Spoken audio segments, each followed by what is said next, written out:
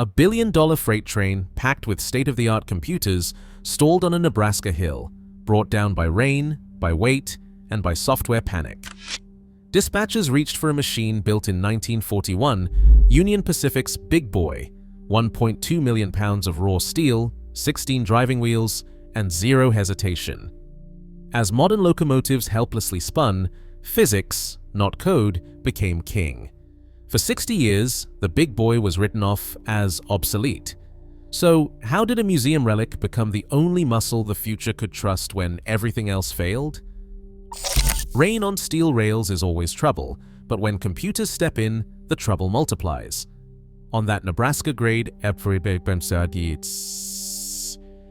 flicker of wheel slip triggered a digital reflex.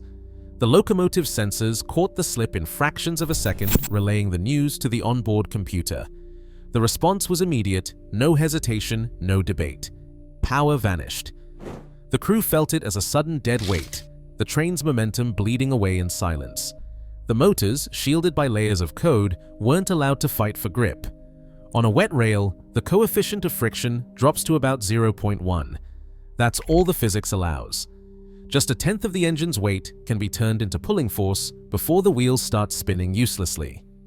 Modern diesels like the GE Evolution, tipping the scales at nearly 400,000 pounds, depend on algorithms to monitor every microsecond for signs of trouble.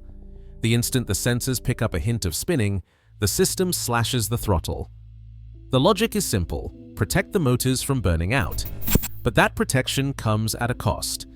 The engineer's hands are tied. The software won't let anyone override its judgment. Out on that hill, cooling fans howled, warning lights blinked, and the train sat motionless. The code was doing exactly what it was designed to do: save the hardware, not the cargo. The entire consist stood frozen, locked down by electronic caution.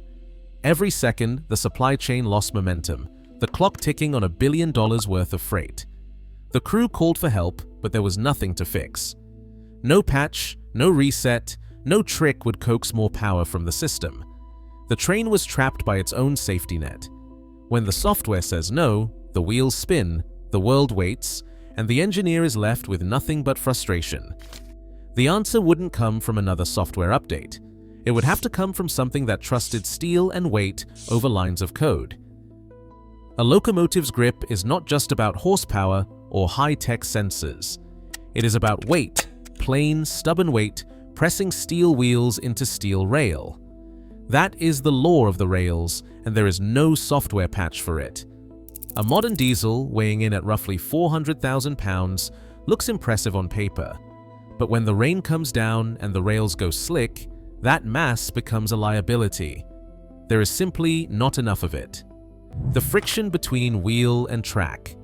The only thing holding a train to the earth depends on how much force is pushing the wheels down. On a wet day, that force is all that stands between a moving train and a stalled one. When a train loses grip, it does not just stop moving, it stops earning. Each minute a loaded freight sits powerless, the costs pile up. Contracts miss their marks. Warehouses run dry. The supply chain, that invisible artery of the economy, gets blocked by a problem measured in tenths of a percent. The normal force, the weight of the engine, multiplied by a tiny coefficient of friction, is all that keeps the wheels turning. If the weight is not there, no amount of computer wizardry can make up the difference. Dispatchers know the numbers. They know that a stalled train is not just a headache for the crew, it is a financial hemorrhage. Every hour lost on a main line is money burned. The lighter the engine, the more likely it is to lose its footing when conditions get ugly. Modern diesels, built for efficiency and lower fuel bills, have traded away the brute mass that used to guarantee traction. That trade-off works until the weather turns, and then the math gets ugly fast. On that hill, the choice to build light and let software do the heavy lifting left a multi-million-dollar train stranded. The economic risk was not theoretical. It was measured in real dollars, leaking away with every tick of the dispatch clock. With no heavy helper nearby, the fragility of modern engineering was on full display. The problem was not a lack of intelligence, it was a lack of weight. In 1941, the American Locomotive Company rolled a new kind of brute into the daylight. The order from Union Pacific was clear: build a machine that could drag war freight over the Wasatch Mountains without breaking a sweat. The answer was the Big Boy, a 4884 articulated steam locomotive that stretched 132 feet from coupler to coupler. 16 massive driving wheels, each 5.5 feet tall, pressed into the rails with the weight of a small skyscraper. All told, engine and tender together tipped the scale at nearly 1.2 million pounds. No electronics, no sensors, just steel and fire. The Big Boy's secret weapon was torque. Steam pressure surged straight from the boiler into the pistons, delivering full pulling force the instant the throttle cracked open. Where a diesel needs to spin up, a steam engine like this one hits with everything it has at 0 revolutions per minute. That is why the spec sheets from wartime read like a dare: 135,375 pounds of tractive effort, enough to move 4,200 tons up a 1.14% grade. The 4884 wheel arrangement was not just for show.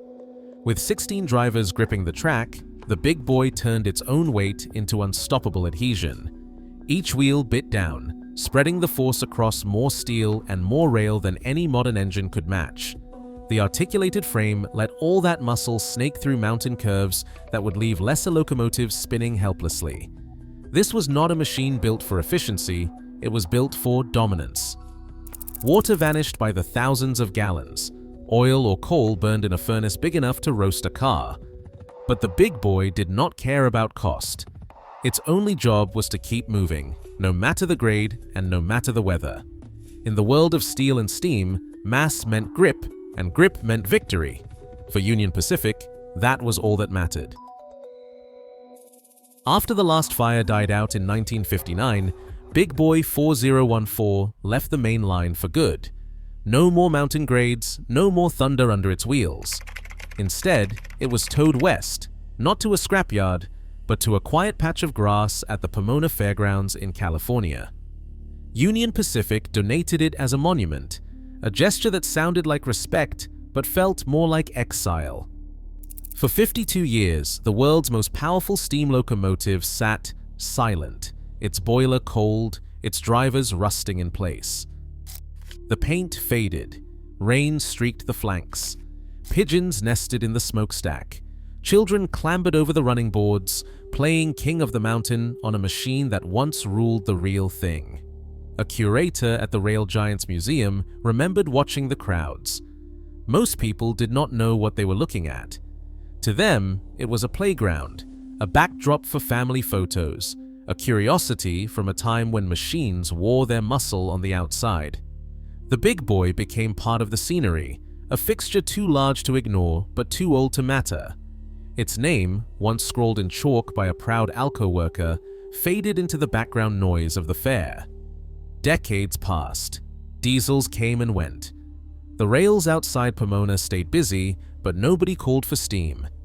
The Big Boy's 16 drivers, built to claw through the Wasatch snows, did not turn a mile.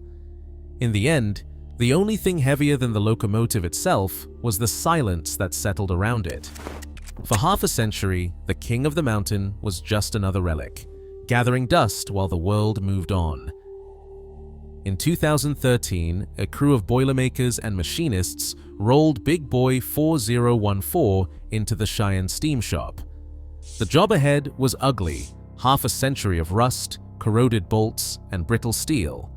They stripped the engine down to its bare frame, sending old bearings and stay bolts to the scrap pile.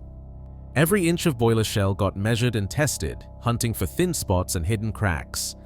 The firebox, once designed for mountains of coal, was gutted.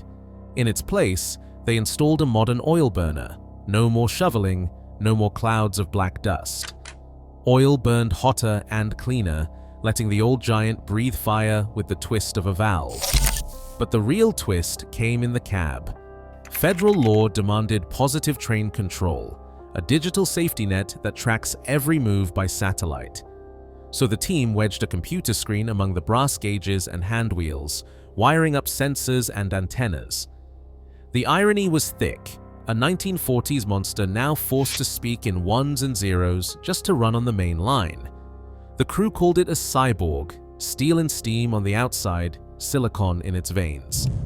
Ed Dickens, the shop foreman, stood over the project every day. He would tell anyone who asked that the hardest part was not the mechanics, it was making the old and new shake hands without a fight. Months turned into years. Custom leaf springs were forged from scratch. New pipes snaked through the frame. The boiler was filled, pressure tested, and fired. In May 2019, steam hissed from the cylinders for the first time in 6 decades. The whistle echoed across the yard. The museum piece was ready, not just to roll, but to prove that old muscle, with a digital brain, still had a place on the rails. The dispatcher's voice cut through the static, sharp and unblinking. There was no time for debate. The main line was blocked, the modern engines were dead, and every delay was another dollar lost. The protocol was clear: keep the freight moving no matter what. But the usual backup plans had all evaporated.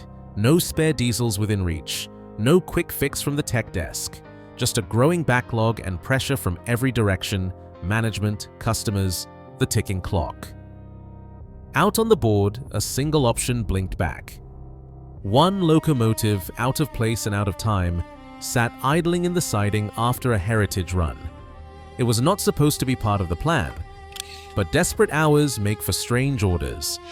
The dispatcher keyed the radio, voice flat with urgency. "Steam crew, prepare to assist, stalled consist at Blair. You are authorized to couple and push." The command sent a ripple through the crews on the ground.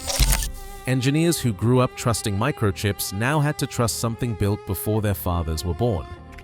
There was no manual for this. Modern dispatchers are trained to think in terms of horsepower, tractive effort, and computer diagnostics. But here, the answer was pure mass. 1.2 million pounds of steel, 16 drivers, and a firebox hot enough to melt the rain. The call was not just a break from routine. It was a challenge to the entire way the railroad operated. For decades, every upgrade had been about efficiency, safety, and automation. Now the only tool left was raw force, an engine that did not even speak the same language as the rest of the fleet, but the rules allowed it. The big boy had been fitted with positive train control, its cab wired to satellites and sensors, ready to play by the 21st century's rules. That digital green light made it legal, but the real authority came from physics. On that wet Nebraska grade, the dispatcher's decision was more than a workaround. It was an order to bring the past roaring back into the present. The moment the radio crackled with that command, the clock started again. The old man was back in the fight. The steam crew climbed into the cab, boots echoing on steel, and threw open the throttle. No hesitation, no waiting for software to say it was safe. The boiler's pressure surged, pistons hammered, and 16 drivers clawed at the wet rail. That instant, the air filled with a sound that hadn't been heard in decades, a deep, rolling thunder, not the whine of fans, but the roar of combustion and muscle. Black smoke poured from the stack. The big boy's weight pressed every ounce of force into the rails, turning rain-slicked steel into a highway. The stalled freight, dead and silent, began to move.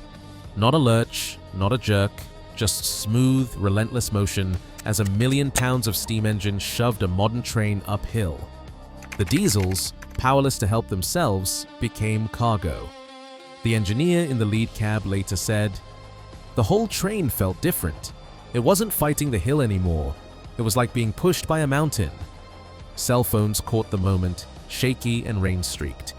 The footage spread fast, first among rail fans, then across every corner of the internet where people still believed in muscle over microchips. Comments piled up. "Old man strength," "Grandpa's back," "Physics wins again." For the crew, it wasn't just a rescue, it was a validation. They had spent years learning how to coax every bit of power from a machine built when most of today's technology was science fiction. The big boy didn't care about slippery rails or blinking warning lights. It only cared about the laws of weight and friction.